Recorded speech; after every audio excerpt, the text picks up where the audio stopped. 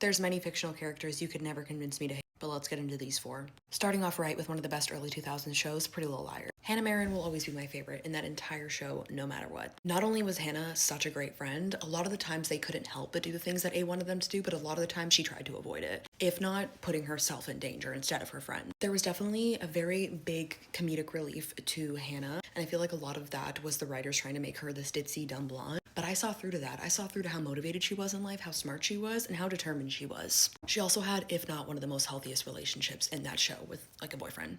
You will never convince me that she's dumb or that she was a bad friend or that she's not one of the best girls out of the four. This might take me a million years to get through. Daryl Dixon, probably one of my favorite fictional characters ever. One of the best redemption arcs.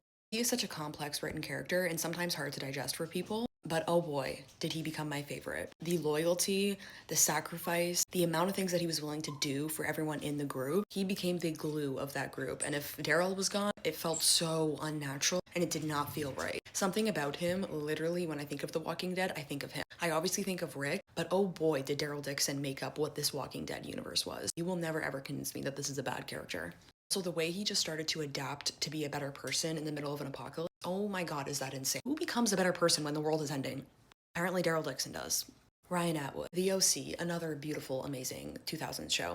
But you will never convince me that Ryan is not the better one out of the two. I love Seth, I 100%, but I would never choose him as a boyfriend. I would choose him as just like a buddy. Ryan, protective, defensive. You know what, he might be too much for a calm girl, but for me, no. He displays so much of what I love.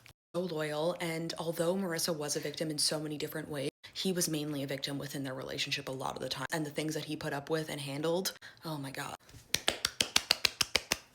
Fiona Gallagher. I feel like this is my sister. I feel like this is my mother, like my girl. I feel so defensive when it comes to her because I constantly see people talk about her and say the nastiest thing, but then they never say anything about Lip. Lip was close enough in age to help her out, and he didn't. And Lip is one of my favorite characters. What did she do? Took on the role of a literal mother. And although she was at fault and had so many flaws many different times throughout that show, oh my god, did she display such a beautiful act of an older sister and just stepping into that maternal role, doing what she can to make a life for those kids, all while still trying to live her life as a 20-year-old girl. You will never, ever try to convince me that she's a bad person.